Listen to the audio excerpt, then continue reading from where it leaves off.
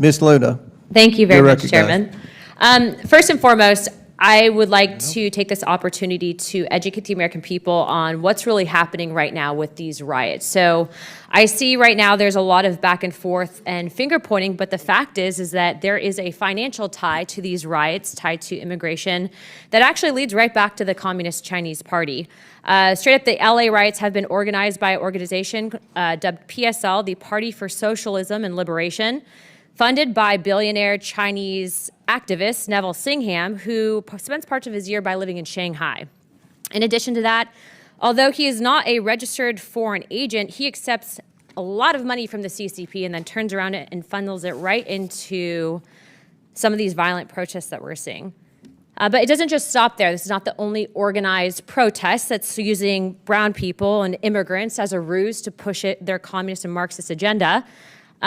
Mr. Waltz, thank you for coming in today to testify, or Mr. Walls. Real quick, is it true, yes or no, that you are speaking at the June 14th Twin Cities No King rally? I can't confirm that right now. That could be true. Okay. Just so you know, they're advertising you speaking there. Okay. The graphic's actually on X right now. I'd be happy to provide it for you, so I'll take that as probably speaking. Is it true also, I know on your campaign, that you had admitted to visiting China anywhere from 15 to 30 times, sir?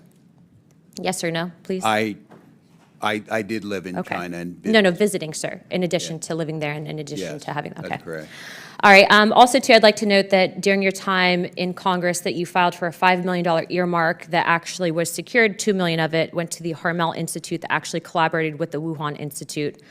Also, the Department of Homeland Security, sir, just to you, so that you're tracking, actually had an internal memo that was released that stated that the government of China considered you a prime target for influence operations. I'm letting you know that now because I do believe that you should be made aware of, if you are not already, that you are working with and going to be speaking at an organization and rally that not is just funded by Christy Walton, the heiress of Walmart, but also has ties to the Chinese Progressive Association, largely funding it, that actually brags on their website that they are pro-Maoist.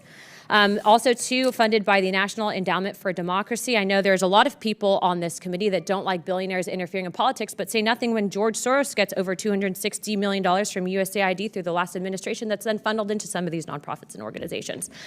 So I guess my question for you guys is, now that I've made you aware that these riots are not about illegals and they're not about immigrants, if they did, they would have been protesting under Barack Obama, who's also dubbed the deporter-in-chief. And frankly, I think many of you would say that Barack Obama was a good president. Are you going to say that Barack Obama wasn't a good president? Yes or no, Governor Waltz? Do you think he was a good president?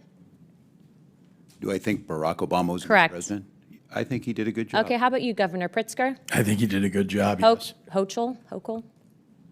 Hochul, and yes, he did do a good job. Okay, next. Perryman?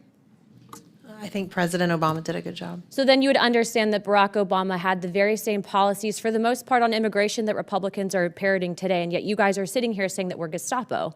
And what I would tell you is that what happens with open borders is that the real people that are coming here, the ones that are exploited, actually it hurts people on both sides, not just Americans, but the illegals. Some of you had said here to the actual committee that you are doing what you can to assist these people, but what I would say is that your policies aren't actually done from a place of understanding and sympathy. I would say that it's actually doing the exact opposite. And when you use brown people, just like they use black people with BLM and Marxists during BLM to usher that in, when you use brown people and you put Mexican flags with them saying that you stand up for illegal immigrants, but you follow the money and it's going back to the Communist Party, what you're essentially doing is using your platform as elected officials, the trust that the American people have put in you, essentially to usher in communism. You're not actually fighting for American values. Don't roll your eyes, because it's a serious topic and that's where the money's coming from. So now I'm informing you, so now you guys can make your decisions, but please be informed, sir, Mr. Walls, that if you truly do uphold the American ideologies and perspectives on the Constitution, you should not be speaking at that rally. I've given you the correct information, and as of right now, I've authorized a letter to be sent to my office to the President of the United States to rescind millions of dollars in funding that we know are going to the No Kings protests that were authorized and basically given under the last administration. That is what Congress is supposed to do, not point fingers, not blame people, but actually ensure that the American people are protected and not fighting for foreign interests, foreign governments, and also the communist. Will the gentlelady yield for a question? No. You don't want to tell us what your evidence is of all Yes, this connections? actually, no, I will yield. You know, that. I appreciate No, your that's government. right. You'll get I 5 will. minutes. Take your Let word me answer for the it. question. But Let me answer you'll the question. appreciate we might want actual evidence. I would be happy to provide that, and I'd also be happy to inform Chairman that actually we have a letter of which you can sign on to. I know you like to sign on to letters with us, especially on the Epstein stuff. But we actually have a letter going out to Neville Singham on Friday, and it's actually signed by every single member of Oversight. I'd like to extend that to you because that letter is calling him to testify, and it's also calling for his financial transactions. And do you agree, sir, that we should not be accepting money from the Communist Chinese Party? I think anyone on this platform would agree that that should not be accepted, correct? I would like for you to actually present evidence rather than just, quote, inform the witnesses. And now that they're informed, they should assume that I what don't you disrespect say is you. I'm true going to answer your question. when it We are is having a hearing on it where we repeatedly can debunked. present It's the all the right-wing evidence. Order. No, but let's have this Yeah, dialogue. go ahead. You're recognized. recognized, Ms. Luna. We are going to be having a hearing, and you can gavel on to the hearing. I'd appreciate you to do it because the fact is that the Democrat Party, remember, Is it going to be as good as the Biden impeachment hearing? Mr. Goldman, you'll have 5 minutes in a moment. Let's focus real quick. Well, Mr. Chairman, like to she's go out a of step time. I just think further. you're trying not to let me talk.